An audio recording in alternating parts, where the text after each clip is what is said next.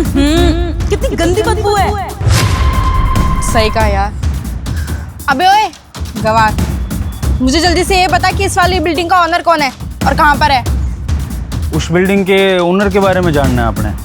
बताओ क्या काम है, मैं बता दूंगा उनको। तुझे पता है? तुझे क्यों पता है? तू होता कौन है जो तुझे बताएंगे, गवार कहीं का। तुझसे जितना बोला है ना उतना सुन, ज्यादा फालतू बकवास करने की जरूरत नहीं है तुझे। घनी बदतमीजी कर रहे हो। इतना ही तो पूछा है कि अगर कोई काम है उस बिल्डिंग के ओनर से तो मैं बता दूंगा उन्हें। इसमें इतना गर्म होने वाली क्या बात है? अबे दो कोड़ी के गवार, तुझे क्या लगता है इतनी बड़ी बिल्डिंग का ओनर तुझ जैसे से बात भी करता होगा? तेरी तरफ से देखता भी नहीं होगा और तू मेरी बात उस तक पहुंचाएगा। इसलिए तुझसे जितना पूछा है ना उतना ही जवाब दे। मुझे बता कि कहाँ पर है ओनर।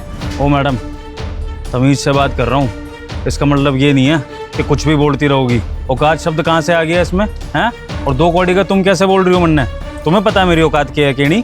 अबे ओ, गोबर साफ करने वाले को दो कौड़ी का नहीं बोलेंगे तो क्या कंपनी का मालिक बोल देंगे? हाँ अब चल, हमारा ना टाइम वेस्ट करने की तो कोई जरूरत नहीं है। तुझसे जितना पूछा जल्दी बता, इस कंपनी का ओनर का है। हम उससे बात कर दिए, जरूरी काम है हमें।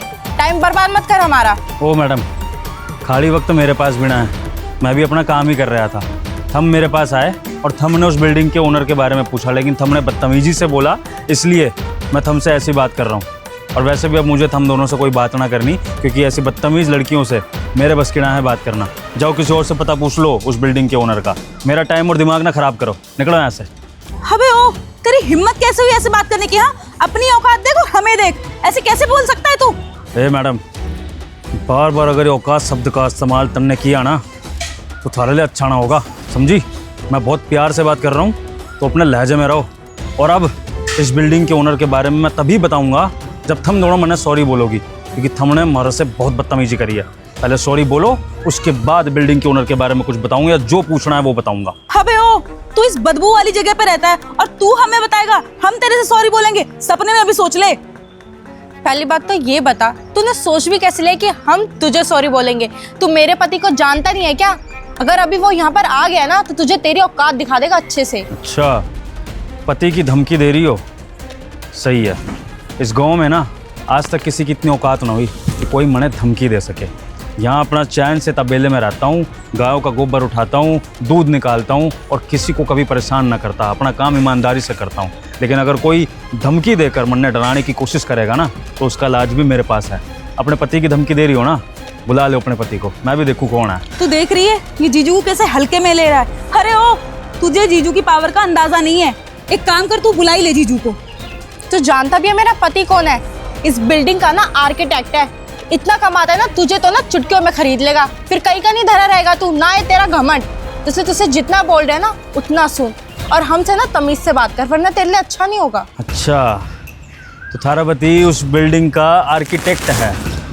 अरे अरे अरे, फिर तो बहुत पावरफुल आदमी है। मेरे को डरना तो पड़ेगा थारे पति से।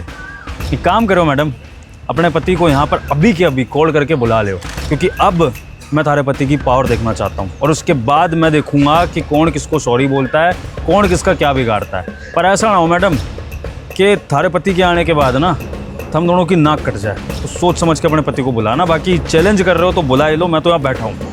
अच्छा, तेरी इतनी हिम्मत, तुझे तो अभी मैं बताती हूँ। सानिया, सानिया, तुम यहाँ क्या कर रही हो? अच्छा हुआ तुम मिल गए, हम तुम्हें ढूंढे थे कब से।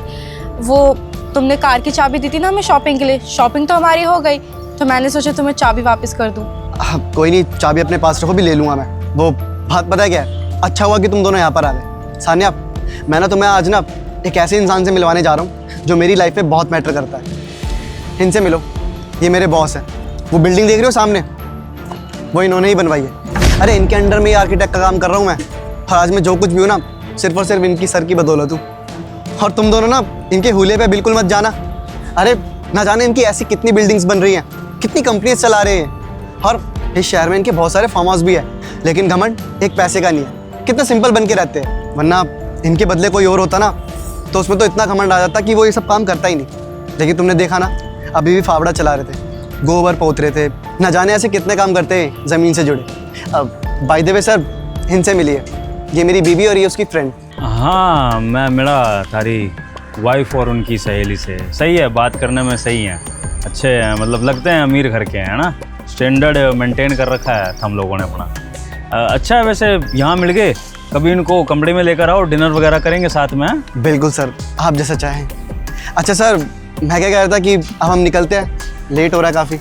नहीं नहीं रुको, थम ना थोड़ी देर 5वें माले पे चले जाओ, उस बिल्डिंग में वहाँ लेबर आ रखी है, कुछ सामान वगैरह है तो एक बार ज़रा लगवा दो, फिर चले जाना कर। हाँ ठीक है सर।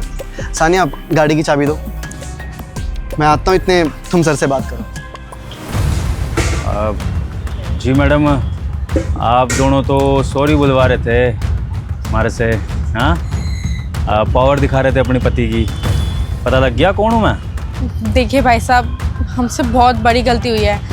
हमें नहीं पता था कि आप मेरे पति के मालिक हैं और इस बिल्डिंग के ओनर हैं। हम आपसे बात ऐसे कभी नहीं करते वरना। वो क्या है ना मैडम जी, दिखावे की आदत ना है। गांव से हैं तो हमेशा ही मिट्टी से जुड़े रहे हैं। ये गायों का गोबर उठाना, गायों की सेवा करना, ये सब हमारे माँ बाप ने संस्कारों में दिया है। हमारा पुश्तैनी काम है ये सब बिल्डिंगों के काम, ये शहरों में जो भी हुए हैं ना, ये सब बाद में हुए हैं। तो हमारे लिए सबसे पहले ये काम है जिससे हमारे संस्कार प्रतीत होते हैं। लेकिन आप जैसे शहरी लोग ये बात ना समझ सकते। आपके पति ने जरा सी एक नौकरी कर ली, उस पर आप इतना घमंड खा रहे हो जैसे पता नहीं कौन सी फतह हासिल कर ली। लेकिन ऐसा ना होता ज़िंदगी में जो जितना सिंपल रहे ना, वही उतना आगे बढ़े है और उसकी उतनी ही पहुंच और औकात होती है। और ये औकात शब्द जो आप बार बार बोल रहे हो ना, आपके मुंह से ठीक ना लगे, क्योंकि आपका पति तो एक मामूली सी नौकरी करता है। दुनिया में पता नहीं कैसे कैसे पावर के लोग हैं जो कितना शांत रहते हैं। तो इसलिए किसी को भी उल्टा सीधा बोलने से पहले सोच समझ लो किसको क्या बोल रहे हो। ऐसा ना हो कि थम पर वो चीज़ भारी पड़ जाए। अभी एक बात बताओ, थम मने पावर की धमकी दे रहे थे अपने पति की। मैं अगर थारे पति को नौकरी से निकाल दूं, क्या होगा थारे पति का? सोचा? भूखे मर सकते हो, बताओ।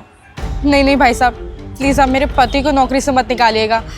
मेरी वजह से तो बिल्कुल भी नहीं। देखिए, वो अपने इस काम के लिए बहुत मेहनत करते हैं। आप प्लीज़ मेरी वजह से उनके साथ ऐसा मत करिए। मैं आपसे हाथ जोड़ के माफ़ी मांगती हूँ।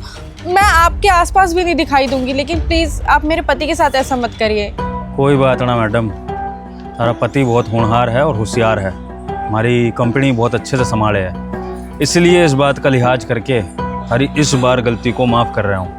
लेकिन अगली बार ये गलती रिपीट हुई तो याद रखना आखिरी गलती होगी।